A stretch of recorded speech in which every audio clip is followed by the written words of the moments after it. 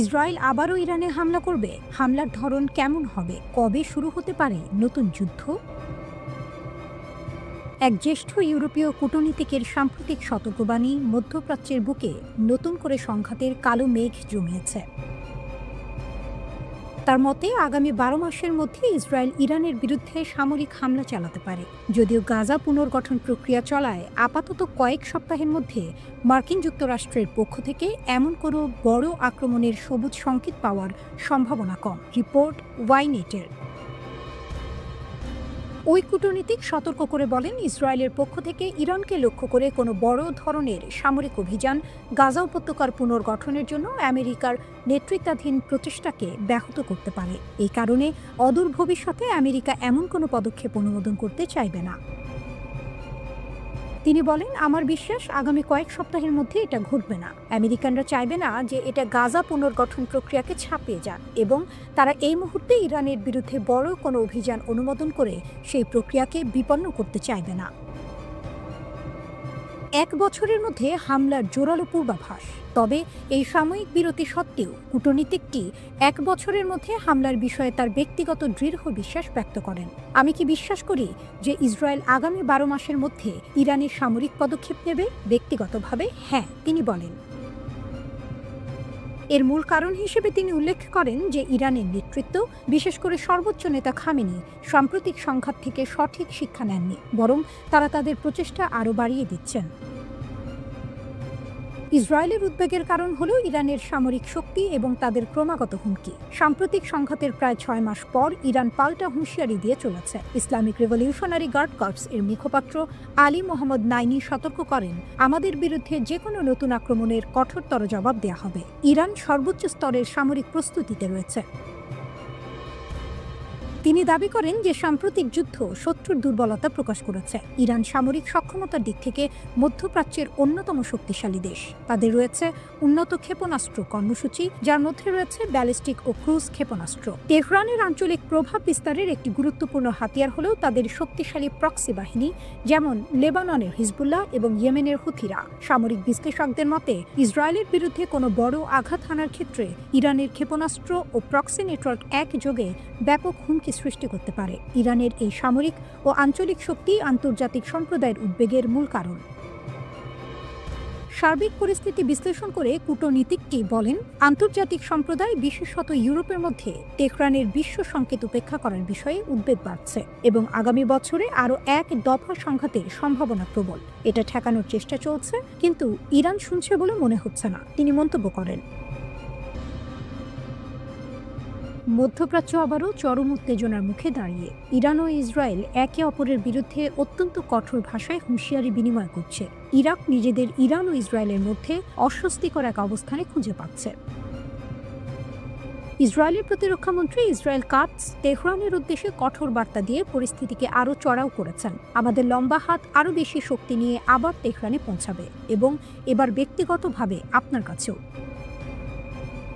এটি ইরানের সর্বোচ্চ নেতা আয়াতুল্লাহ আলী খামেনির প্রতি একটি সরাসরি হুমকি। প্রধানমন্ত্রী বেনিয়ামিন নেতানিয়াহু এই অবস্থানকে সমর্থন করে জোর দিয়ে বলেছেন, ইরানকে পারমাণবিক এবং ক্ষেপণাস্ত্র সক্ষমতা থেকে নিষ্ক্রিয় করতে ইসরায়েল বদ্ধপরিকর।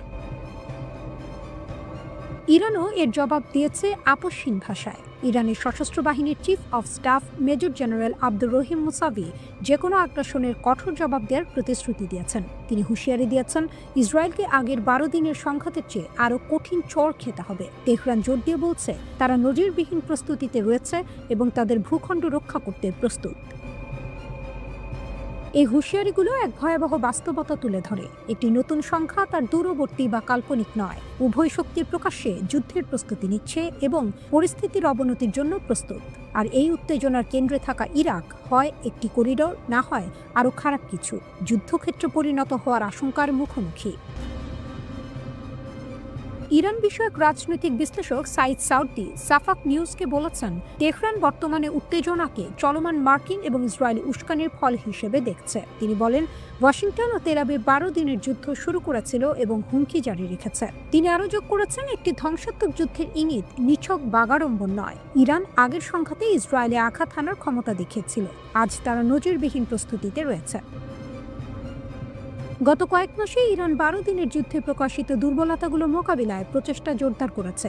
বিভিন্ন প্রতিবেদনে বলা হয়েছে, ইরান তাদের বিমান প্রতিরক্ষা নেটওয়ার্ক উন্নত করেছে, বিস্তৃত আকাশসীমা পর্যবেক্ষণের জন্য রাডার কভারেজ বাড়িয়েছে, ক্ষেপণাস্ত্র কমান্ড ও নিয়ন্ত্রণ ব্যবস্থা শক্তিশালী করেছে এবং অত্যাধুনিক ড্রোন ও ক্ষেপণাস্ত্র প্রতিরোধ প্রযুক্তি মোতায়েন করেছে। এছাড়াও তেহরান তাদের প্রচলিত বাহিনী এবং Islamic revolutionary guard corps IRGC এর মধ্যে সমন্বয় উন্নত করেছে। একই সাথে তারা গুরুত্বপূর্ণ অবকাঠামো ও সামরিক ব্যবস্থা রক্ষার জন্য সাইবার প্রতিরক্ষায় বিনিয়োগ করেছে। সাউদি সতর্ক করেছেন, ভবিষ্যতের যে কোনো সংঘাত ব্যাপক হতে পারে। তিনি যুক্তি দেন, ইসরায়েল ইতিমধ্যেই ইরানকে আঘাত হানতে ইরাক সহ একাধিক দেশের আকাশসীমা ব্যবহার করেছে, যা তেহরানের চোখে সার্বভৌমত্বের লঙ্ঘন। তিনি আরও বলেছেন, ইসরায়েলকে এই স্থানগুলো থেকে কাজ করার অনুমতি দিলে সেই রাষ্ট্রগুলো সরাসরি সংঘর্ষে জড়িয়ে পড়বে, যা ইরাকের ভেতরে অস্থিরতার ঝুঁকি বাড়াবে। ইরাকের ভূখণ্ড, বিশেষ করে এর আকাশসীমা, এই হিসাব নিকাশের কেন্দ্রে রয়েছে। আঞ্চলিক উত্তেজনার প্রতিটি ঢেউ বাগদাদের নিরপেক্ষতাকে পরীক্ষা করেছে। প্রতিবারই কৌশলগত সুযোগ কমে আসছে। 7 বছর পর সৌদি আরবের এমন প্রত্যাবর্তন, ওয়াশিংটন থমকে তাকায়। সৌদি ক্রাউন প্রিন্স ও প্রধানমন্ত্রী মোহাম্মদ বিন সালমানের নভেম্বর ওয়াশিংটন সফর ছিল 7 বছরের মধ্যে তার প্রথম হোয়াইট হাউস আগমন। প্রথম দিনই চমক। প্রথমেই ডোনাল্ড ট্রাম্প তাকে দক্ষিণ লনে লাল গালিচা দিয়ে স্বাগত জানান। একান্ত বৈঠক, বিস্তৃত প্রতিনিধি দলের বৈঠক, আনুষ্ঠানিক স্টেট ডিনার, সবই ছিল বৈভবময়। সফরের শেষে ওয়াশিংটন ঘোষণা করে, সৌদি আরব এখন যুক্তরাষ্ট্রের মেজর নন ন্যাটো অ্যালাই। সামরিক শক্তিতে লাফিয়ে উঠল সৌদি আরব। একটি কৌশলগত প্রতিরক্ষা চুক্তিও সই হয়। এই চুক্তি সৌদি আরবকে F-35 যুদ্ধবিমান এবং শত শত মার্কিন ট্যাঙ্ক পাওয়ার পথ খুলে দেয়। নাগরিক পারমাণবিক সহযোগিতা, গুরুত্বপূর্ণ খনিজ, উন্নত চিপ রপ্তানিতে ছাড় এবং কৃত্রিম বুদ্ধিমত্তা অবকাঠামো, সব মিলিয়ে বিশাল প্যাকেজ ঘোষণা হয়।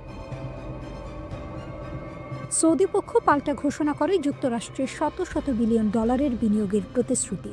সৌদি আরব এখন শুধু আমদানিকারক নয়, বিশ্ব অর্থনীতির শাসক খেলোয়াড়। লক্ষ্য $1 ট্রিলিয়ন পর্যন্ত পৌঁছানো। প্রতিরক্ষা, শক্তি, AI, অবকাঠামো, সব খাতে টাকা ঢালবে রিয়াদ। ক্যাপিটাল হিলে ক্রাউন প্রিন্স দেখা করেন স্পিকার, গুরুত্বপূর্ণ কমিটি প্রধান এবং 2 দলের সিনেটরদের সঙ্গে। বিষয় পারস্য উপসাগর নিরাপত্তা, ইরান গাজা পরিস্থিতি এবং যুক্তরাষ্ট্র সৌদি অংশীদারিত্বের ভবিষ্যৎ। ওয়াশিংটনে আরেকটি বড় কেন্দ্র ছিল AI ও শক্তি বিষয়ক বিনিয়োগ ফোরাম। সৌদি আরব AI যুগের নতুন কেন্দ্র হতে চাইছে। কেনেডি সেন্টারে আয়োজিত অনুষ্ঠানে অংশ নেয় ট্রাম্প, ক্রাউন প্রিন্স এবং বিশ্বের প্রধান প্রযুক্তি কোম্পানিগুলোর প্রধানরা। আলোচনা হয় বিশাল ডেটা সেন্টার, এনভিডিয়া ও AI এর সঙ্গে যৌথ প্রকল্প এবং ভবিষ্যৎ প্রযুক্তি স্থাপনা নিয়ে। অনেক বিশ্লেষকদের মতে, যুক্তরাষ্ট্র এখন পুরনো নীতি ছেড়ে বাস্তববাদী পথে হাঁটছে। সামরিক ঘাঁটি, তেল, চিপ বিনিয়োগ সবই মানবাধিকার ও গণতন্ত্রের উপরে স্থান পাচ্ছে। সবচেয়ে বড় পরিবর্তন, ইসরায়েলের সাথে বন্ধুত্ব ছাড়াই সৌদি আরব সব সুবিধা পাচ্ছে। আগে ইসরায়েলের সঙ্গে স্বীকৃতি, ফিলিস্তিন ইস্যু সব এক প্যাকেজে ছিল। এখন রিয়াদকে এসব ছাড়াই সব সুবিধা দেওয়া হচ্ছে। যুক্তরাষ্ট্র এখনো সৌদি আরবকে নিজস্ব মাটিতে ইউরেনিয়াম সমৃদ্ধকরণের অধিকার দেয়নি, আবার আনুষ্ঠানিক প্রতিরক্ষা চুক্তিও দেয়নি। রিয়াদ এসব ছাড়া মানতে চাইছে না, কারণ তাদের নিজস্ব ইউরেনিয়াম মজুদ আছে। সৌদি আরব চায় দীর্ঘমেয়াদী গ্যারান্টি, ট্রাম্পের ব্যক্তিগত প্রতিশ্রুতি নয়।